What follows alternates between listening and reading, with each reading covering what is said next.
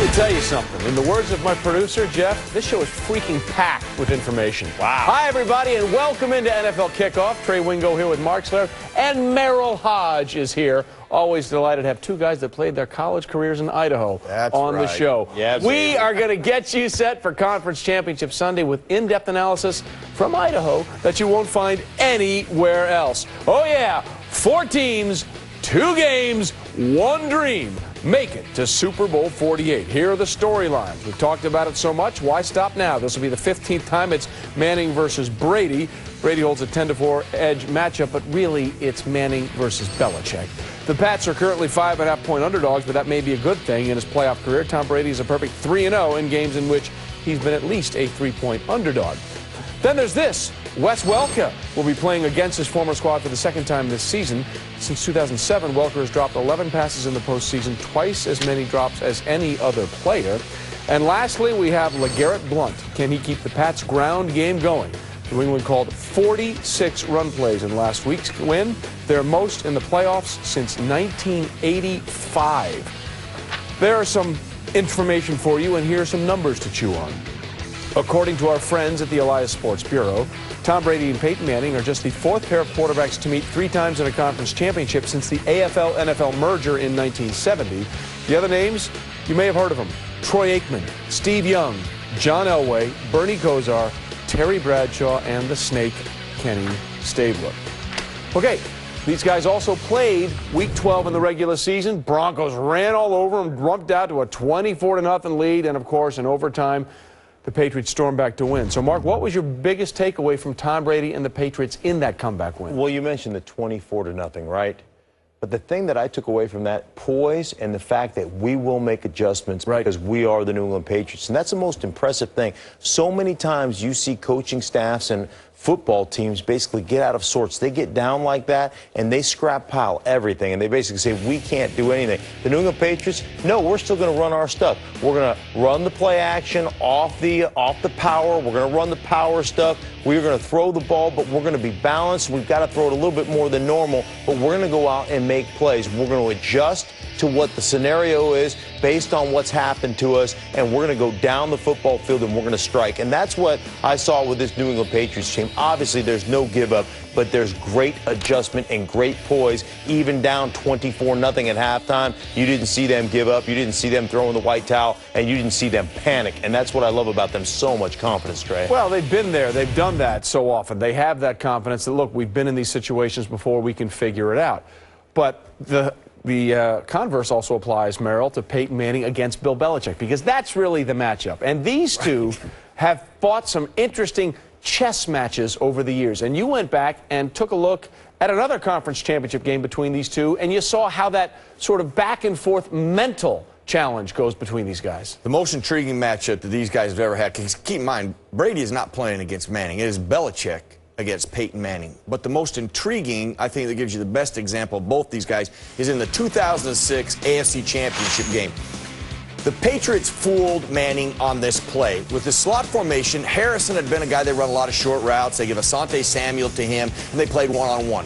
Well, in the AFC Championship game, they threw a wrinkle. They gave Asante Samuel help over the top with the safety, so they worked him over. Peyton doesn't recognize that. He thinks it's one-on-one, and Asante Samuel, because of the help, can jump the route. So he jumps the route. It becomes a pick 6. Now, Peyton Manning goes to the sideline and says, okay, they keep doing this coverage. How can we beat this? This is early in the game. They still have halftime to deal with. The last drive of the game, they come up with this. We're going to run the same formation. We're going to get the same coverage, but a wrinkle. We'll run a tight end corner on the backside because there's no safety help. And we're getting him on a linebacker we can beat. The last drive of the game, this is the biggest play of that drive. Peyton Manning hits this corner route to who, Trey? Brian Fletcher. That's my boy. And they run it right down and end up scoring, and they win the AFC Championship game. They go on to win the Super Bowl. So Belichick won early. Manning won late. And that right there is what it's all about. All right, so how does that spin forward now to this matchup? Well, when I see some of the concepts they keep doing, they rush 3, they drop 8. And here's a great example. It's the first time they did it in the last matchup. Here comes 3. Peyton Manning's working to the left. He's doubled on his first guy. As he works back inside, the second guy is doubled.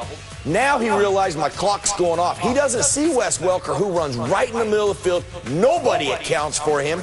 But he realizes, don't make a mistake like I used to do when I was younger.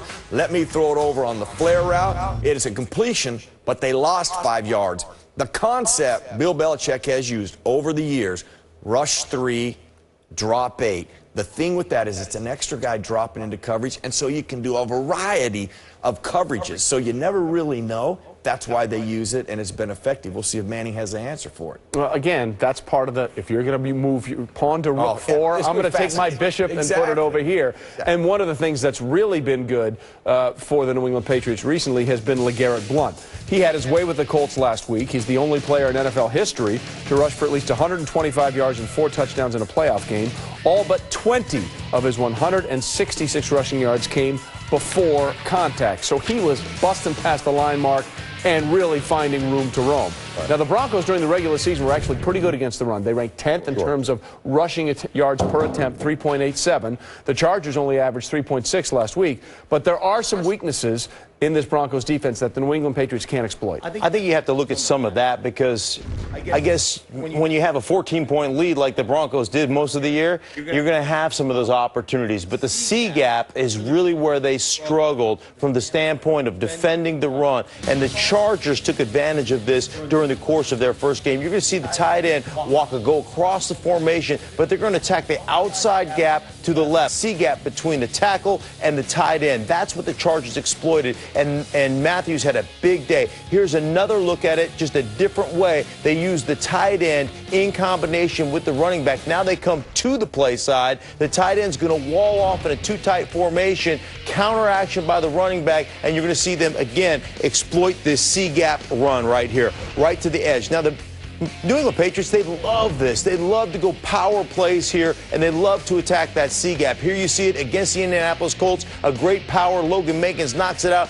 Blount hits the hole, and 250 pounds going 70 yards untouched. Again, a counteraction look here. Fullback lead. We're going to run the power O on the backside. What gap are we attacking again? The C gap. That's where they love to run the football, and that's where Denver has been weak and has been exploited at times. So if you can basically exploit that gap, you've got an opportunity to really control the ball against this Denver defense. I love the word exploit because when you run the football like that, there's a thing called, you hear play action, and then there's hard run action. And the way the Patriots get big-time plays is hard run action. So let's take the viewers over to the touchscreen and show you the effects it has on the defense from hard run action. And the Patriots... Take us behind the curtain. Oh, come on, Merrill. Take us behind the curtain. This is one of the best and most impressive things that the Patriots have done off of their running attack. They've done a great job with their run action. Now, Mike Adams, number 20, this safety, is the guy they get with a moment of hesitation. That is all it requires. They get that because they sell run. They take the guard and they pull him. They take a double team right here. Now, from a safety position, it looks like they might going to run this because the back does a great job with his counter action. All of this looks like run. All you need is a second of hesitation. Well, Tom Brady, as soon as he whips his head around and puts the ball there, Mike Adams looks at that. He's like, freezes his feet. He does not see Edelman, who is screaming right at him at full speed. By the time he recognizes that, he's like, oh, no, I got to get going. Well, Edelman turns him around, and they get the explosive play because what they establish in their running game. When you watch this game, run action trait will be a big part of this matchup again. We'll see what happens again, Merrill. Thanks for you very much. We will continue here on this edition of NFL Kickoff because we are just getting warmed up. Brady or Manning will be facing one of these Super Bowl quarterbacks. Will it be Russell Wilson or Colin Kaepernick? That's all ahead. Stay with us.